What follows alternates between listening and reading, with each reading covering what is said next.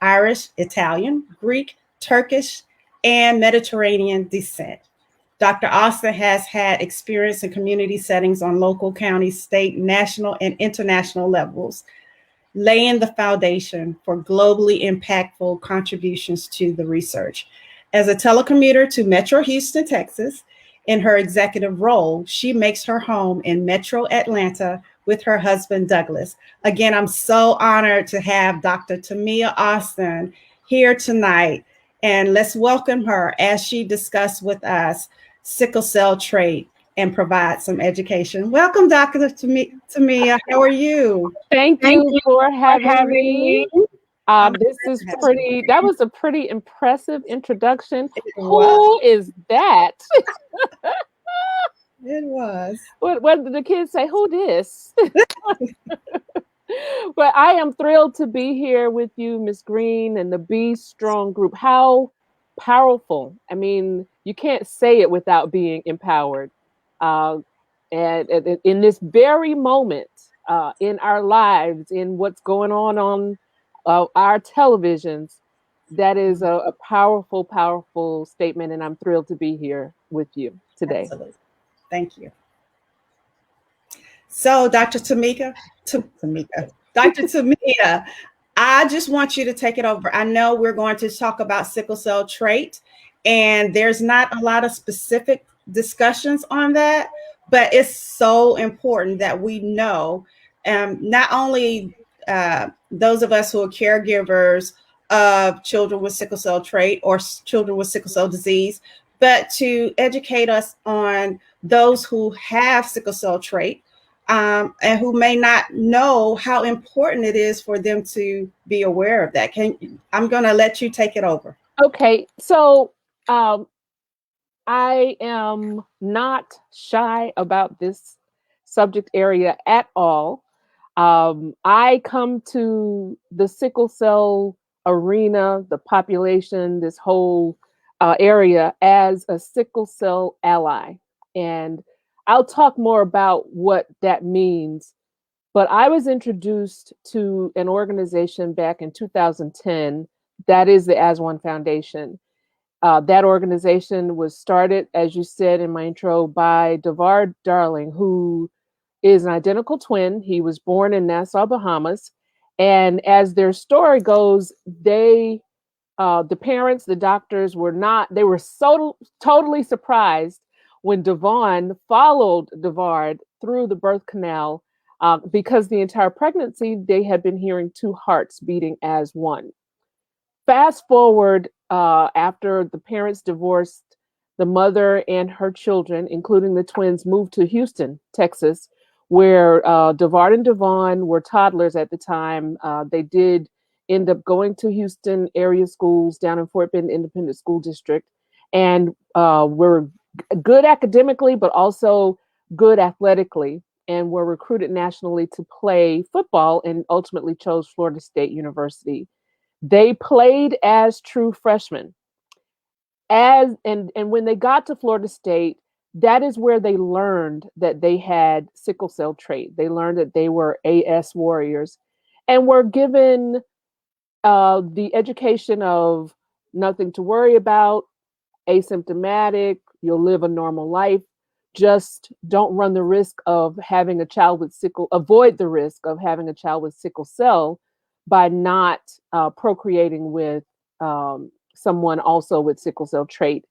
And this is the information they were given. That is what would have prevented them from getting on the field through the National Collegiate Athletic Association clearinghouse. And they were on their way. They played as true freshmen. They lost only one game that year.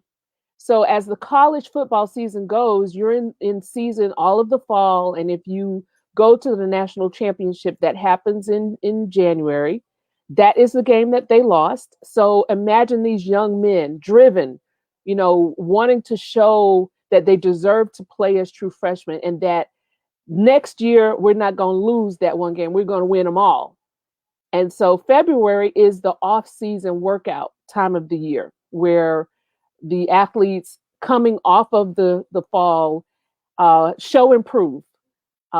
show what, they're competing for starting time, they're competing for positions, and they're exercising that cultural stamina of, I can go hard, I'll ignore my body, I'll work so hard I'll vomit.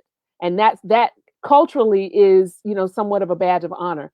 And then you have the sensational, the fanatical coaching that will kick the water out of the practices to see who are the soldiers.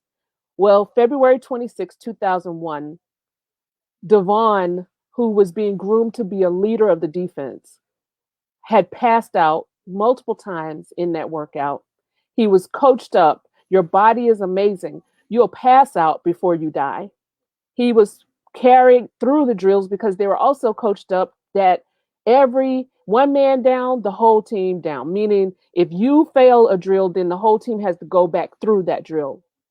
And unfortunately, he met his demise that day. His untimely, unnecessary, and highly preventable, in my opinion. He died that day, February 26, 2001.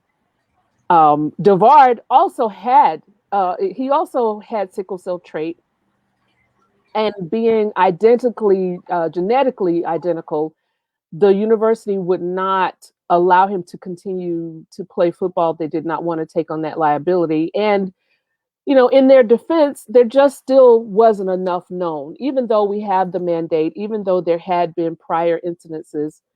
So Devard ended up clean across the United States at Washington State, where he would transfer and play football there for 2 years and then be drafted to the National Football League. And a few years after being in the NFL, he founded the As One Foundation to preserve the memory of his brother. And that was in 2007. And in 2010, I joined the organization. And shortly after, right around 2012, we fully embraced the sickle cell part of our story. And as they say, and the rest is history. Sickle cell trait, I stand firmly. The medical school curriculums, which, by the way, only educates medical school students 5 minutes worth of education on sickle cell trait. Don't believe me, Google it, ask somebody you know. It is the truth. 5 minutes equivalent that sickle cell trait is covered in a medical school curriculum. And even sickle cell itself is included in a couple weeks genetics lecture.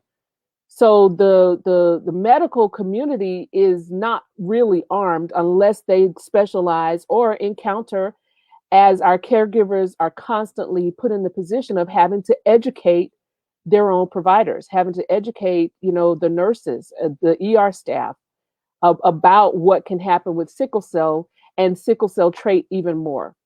So Devon's death and the things that he suffered are proof to me that sickle cell trait is not asymptomatic. It is worthy of attention. It is worthy of, bringing attention to these potential adverse health effects. And because the exertion we found to be, the lead up, the common denominator, that is where we focus. 3 simple messages that anybody can repeat. What happened to Devon? He may or may not have gone from rest to exertion too quickly. He did not properly warm up. He was not allowed to properly warm up. Then he was dehydrated. If you vomit, that is instant dehydration. If you are exerting or you feel thirsty, you are dehydrated. And then you go from drill to drill to drill, or you're going exertion, especially at high intensity, for a long period of time. You need to stop for recovery breaks. In other words, all of that said, in a nutshell, our young people are people that exert, are people that work hard, that work labor-intensive jobs. So this is not just football athletes, dancers, people in the marching band, people pledging sororities and fraternities, anybody that's exerting in any way that could have sickle cell trait. This is where warm up, drink up, rest up is most important. Go from Rest to intensity gradually. Warm up. Warm up. Don't go hard as soon as you get on that treadmill. Don't go hard as soon as you get on that track. Warm up. And drink up is hydrate. And proper hydration is consuming half your body weight in ounces of water daily. Pre-COVID, when we are face to face, I often ask our audience participants, okay, so for a human to avoid dehydration, they have to consume half their body weight in ounces of water per day. So if you weigh 200 pounds, you should have consumed 100 ounces of water yesterday and today and henceforth and forevermore, unless your weight drops or something like that. So then I ask, okay, so based on that formula, how many people in the audience are dehydrated? And unfortunately, most of the hands go up. But that's important before, during, and after consuming half of your body weight in ounces of water a day. And then finally, rest up, take recovery breaks. You know, we'll see young people on the field with their hands above their head or their hands at their hips, or they'll take a knee. That is the recovery that's required to avoid the exertional collapse, to avoid the death that is associated with sickle cell trait. So with that said, this message needs to get out. We need to help our young people to know that sickle cell trait is not a death sentence, but you need to know it, just like if you need to know you're asthmatic. You know, it doesn't mean you're bad or slow or, you know, in any type of incapability of playing. You just have to know your body and you have to pay attention to your body. What we're also doing, I'm so proud of this. This Thursday, just a couple of days, we are taking the opportunity, thanks to the endorsement of MD Anderson Hospital, we are able to now provide continuing education units, 5 hours worth, for providers, nurses, doctors, specialists, generalists, medical assistants, physician's assistants, PAs, I said that, and even public health workers who have the CHEST and MCHEST certification. We have a 5-hour education conference on Thursday. It's called SCT 360, which is all about the full spectrum of sickle hemoglobinopathies, all specialties, all levels, and even members of the community are registered and invited to attend. It is a free registration for everyone, but if you need those CMEs, if you need those 5 hours, then your fee is $53. That is a steal. That is a steal. Wow. And I'm just so proud of the education that's going to be offered in a medically, you know, educational format. We are busy practically every hour between now and then to get, you know, to make sure that this is a great product. And we hope to even have it available on demand. But and just the little side story, the $53 price tag, that is Devon's football number. He's buried in his 53 Florida State jersey. Wow. So yeah, everything we do, we try to have, you know, recognize and of course preserve his memory. And his mother, who was also a trait warrior, she passed away last year on the same day that Kobe Bryant died. Her birth year was 1953. So it just shows up for us in the As One Foundation. And sickle cell trait, although is not our only focus, we do believe any education is only comprehensive if it includes education about sickle cell trait. Oh, wow. First of all, thank you, Dr. Tamia. I did not know the backstory. That is a powerful story to build an organization on. And I know a lot of the grassroots organizations do have stories behind it, but I hadn't heard this one. Mm-hmm. And that is so powerful. I wanted to say that, and we'll definitely share it again. But then that goes to point out that this truly is something that we all should know. Number one, of course, we have to know our trait status. We have to know we have it. Yep.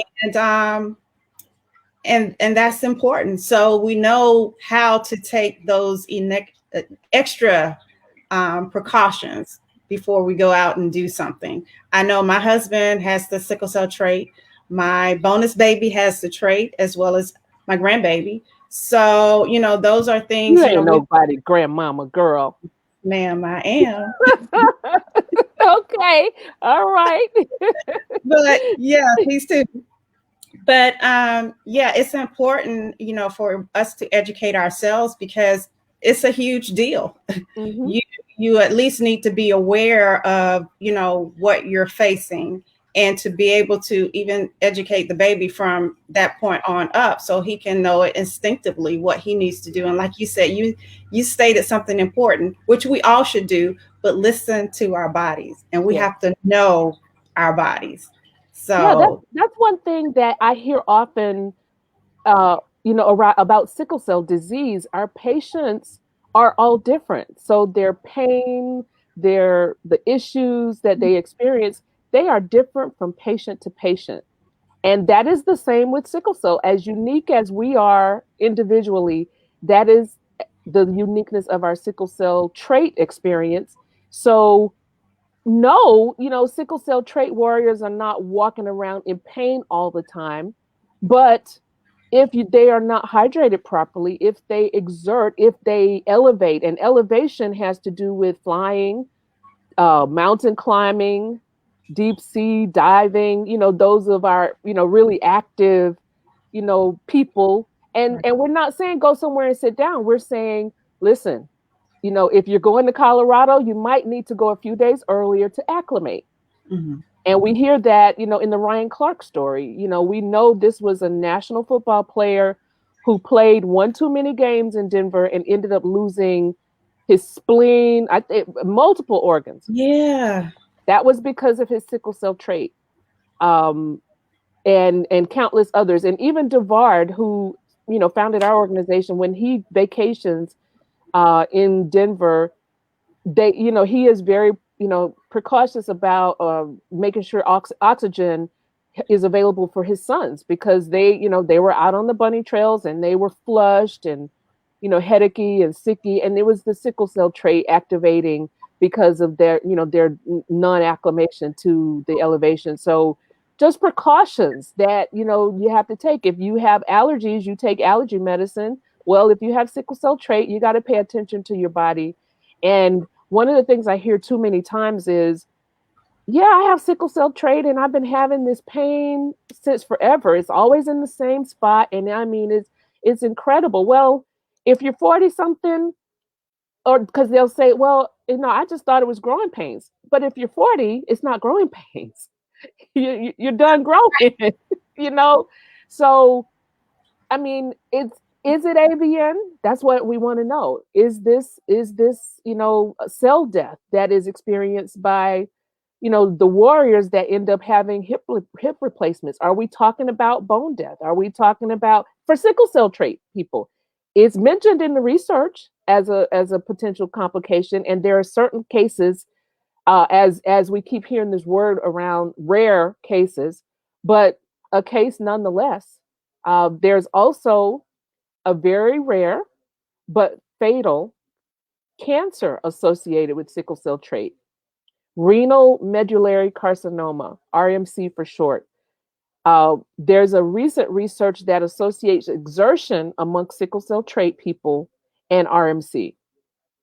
And unfortunately, it is diagnosed primarily in late stage, stage 3 or 4, which is fatal.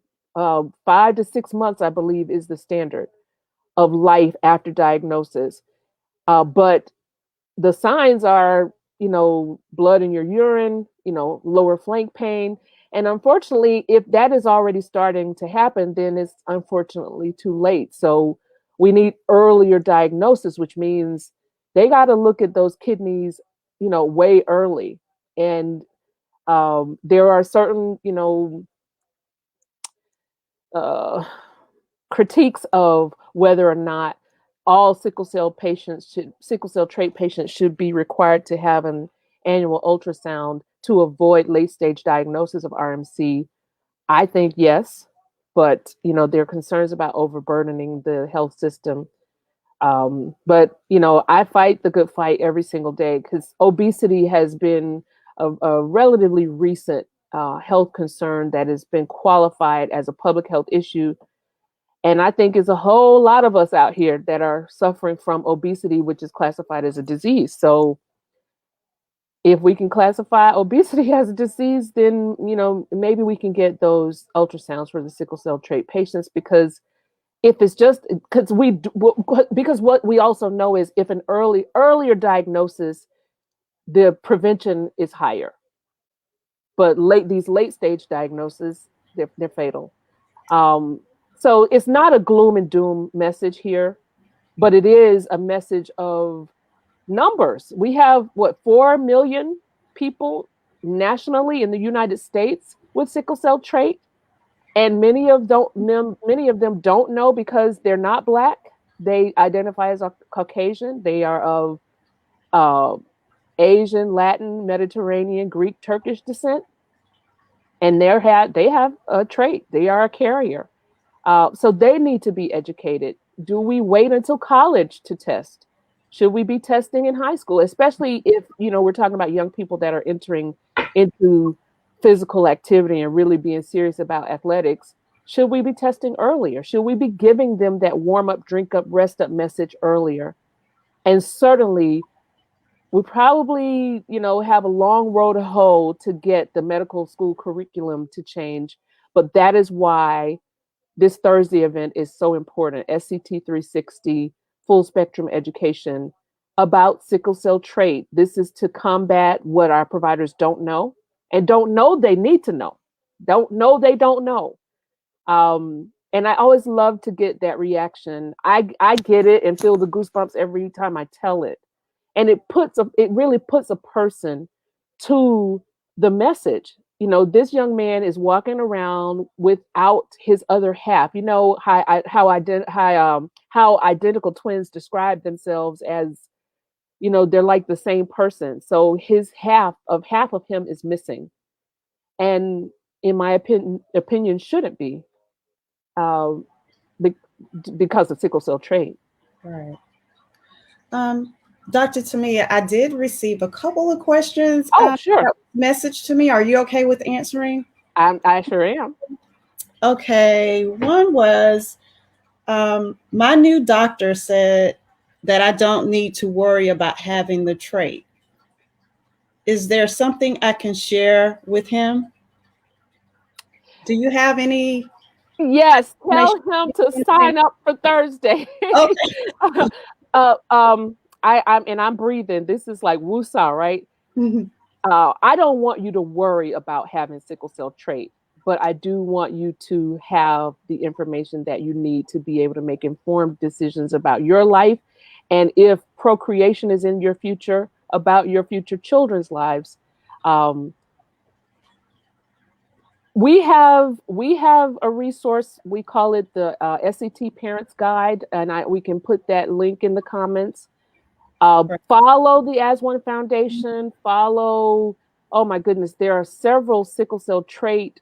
There is SCT Journal, Sickle Cell Trait Journal, which is a Facebook group. Very heavy on research, unbiased. Just all the research, pretty much all the research out there about sickle cell trait, you can find at Sickle Cell Trait Journal on Facebook. It's an excellent resource about sickle cell trait. I should have brought my book in here. There are several authors that are talking about their sickle cell trait story, but Mwape Miller, and I hope I said that right. But her pen name is Louise something Miller. The book is available on Amazon, and she does a great job of telling her story, but she also talks about her regimen of therapies, a lot of herbal therapies, and that is a great resource. The book is available on Amazon. It's the name of the book is Sickle Cell Trait Invisible. So just search that, and you'll be able to find the book. And I will. Yeah, I can get the name. We can confirm that. I can add it with this video. Yeah, So yeah. everyone can- But that's definitely, if nothing else, if you and your doctor can't get on the same page, then it is absolutely nothing wrong with finding another. I heard that at a sickle cell talk just recently. You can fire your doctor. You're not married I to heard that. him or her. So, and I just wanted to point out, I saw a comment. Well, I'll wait. Go ahead and what's the other question? The other question is, how can I find out if I have the sickle cell trait? Simple blood test. Okay. If oh, okay, Mwape Miller, yeah, she just put it in there, the information about the book. Awesome. It's a blood test. And now the one that we want you to get is the electrophoresis, which is a qualitative test, which will not only tell you if you are positive, but it will give you your percentage as well as your genotype. There are hundreds of genotypes of the sickle hemoglobinopathies. So we commonly hear about beta thal alpha, C, E, but Monroe, Punjab. I mean, there's hundreds, and I believe the electrophoresis is the most sensitive and can tell you the percentage of sickle hemoglobin in your blood, and to a certain extent, you can almost be able to predict your level of complications. If the less, the less less percentage, the less complications you should have. But again, that is based on you and you paying attention to yourself and you watching yourself and being supported. It's a simple blood test. If you're ever going to the doctor and they're drawing blood for other stuff, you can ask them, or you can go to a lab and request to be tested for sickle cell. Good point. And I know here, our local CBO here, when they participate in any of our events that we host, they have someone there who can test, who provide the test for sickle cell or trait, to know their trait status. And I know newborn screening now, especially here in most of the states in the country. Yeah. That's how a lot of people nowadays, that's how a lot of people understand or find out that their child has a sickle cell trait or sickle cell disease. And it is definitely, especially the more global work we do. I'd shout out to Zambia, who just started their official newborn screening program today. Yes, that is the work of our good colleague Agnes Insofwo with the Australian sickle cell group. But she's from Zambia, and so I'm just pointing that out to say it is somewhat of a luxury in comparison to other nations that don't have a universal screening program. But even with that said, our universal screening program has room for improvement, and especially when it comes to the sickle cell trait side. If the family is notified, they receive that little 3-bulleted letter with very little follow-up, and certainly not this thorough education that they need to be aware of. Even the family planning education needs to be more thorough, because as that fact that's on the screen, thank you, Dr. Bailey, all sickle cell people that have SS, a trait from both parents, every biological child they have will be a carrier 100% of the time. That's something that should be heralded. If you are a warrior, if you have 2 copies, if you are, as they say, full blown, every child you have will be a trait warrior of some genotype. That's information that I just think a new parent should know. And then, of course, the whole information about if both parents have 1 copy and they have a child, and that likelihood is 25, you have a 1 in 4 chance of having a child with SS. And I can't tell you the hundreds of thousands of parents that have said to me, I didn't know. I had no idea. I wish I had known. If I had known, maybe I would have done something different. Others have said it wouldn't matter. I trust fate.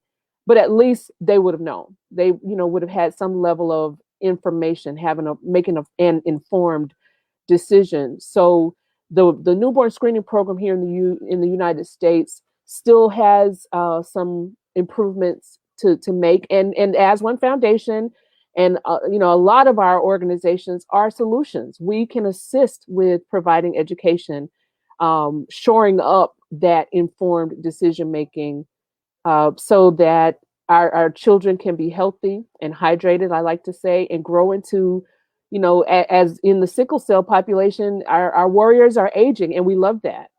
But unfortunately, trait warriors are dying unnecessarily. We need to prevent that, and we can prevent that, by offering this education, talking on this type of platform for which we are, you know, most grateful to be able to share with your audience, and hopefully, you know, if we save one life, I don't care about the statistics. I don't care about the rarity of it.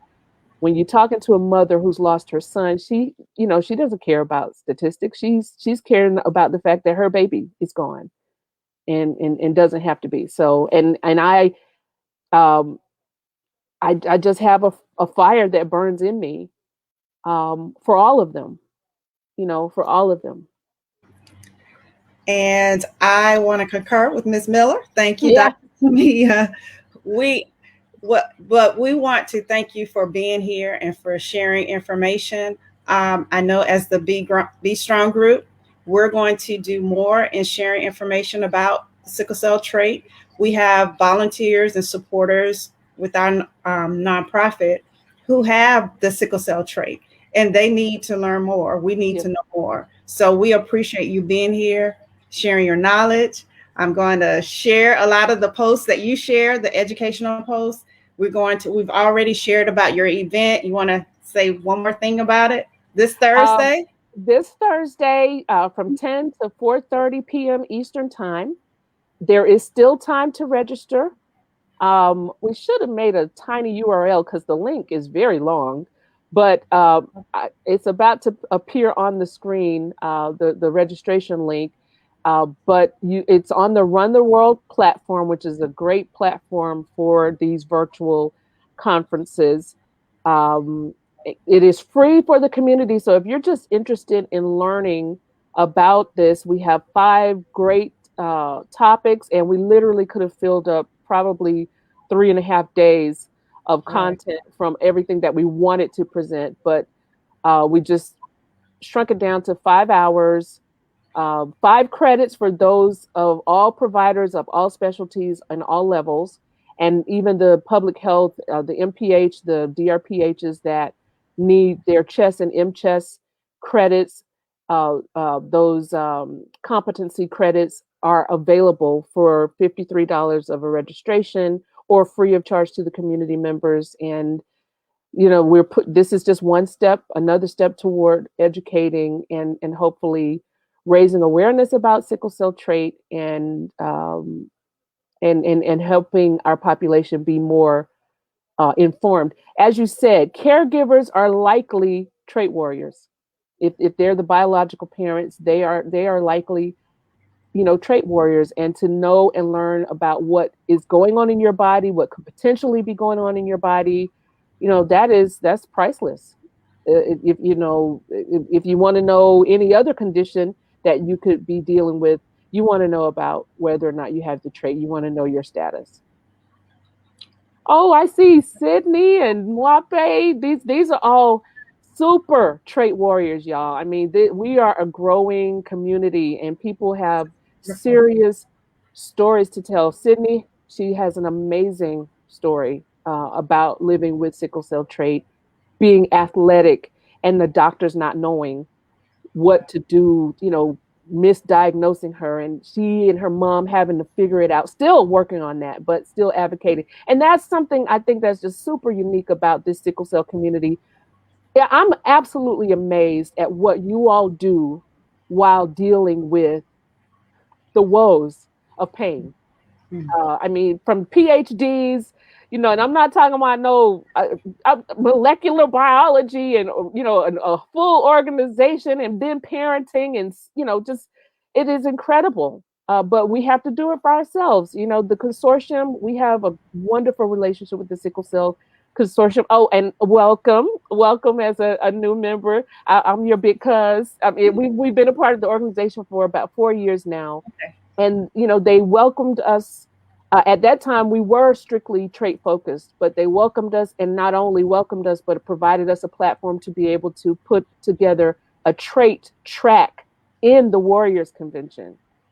Never had happened before, and we don't take that opportunity for granted. But we can bring these stories, and share these stories and provide a home, a support group for resources and information and share. And that is how I'm even on your show, with you today. So I will not take it for granted. I'm eternally grateful. Thank you. Oh, again, thank you for being here. And I want to say, yes, I'm grateful to be a part of the Sickle Cell Consortium as well, providing so much support for our organization. And then meeting people like you and other organizations. And I know that we're all stronger together to support. Together as one. Absolutely. Absolutely. So I know Sydney and Ms. Miller, I wrote some names down here, so we may want you back on to share some stories in the future. And of course, for you, Dr. Tamia, to have you on again on one of our Tuesday Be Strong chats. Absolutely. To continue to educate the community. And we can share and reshare till we get it in and everybody know and understand, and they can be confident in spreading the word, helping us to spread awareness. So thank you for taking time out to talk with us and to participate and being so eager. We wish you the best at your event. My pleasure, truly. And everybody who's watching, who may be watching live or will be watching on the re-show, or however you say it. Thank you. Thank you for paying attention. Thank you for listening. Please share. Please follow us. Follow the Be Strong group. Follow the As One Foundation. Follow the Sickle Cell Consortium, because that's where you're going to get so many good stories. You're going to learn so much, and you're going to find out about so many amazing people. Our warriors are amazing. So thank you, and good night, everybody. Good night. Thank you.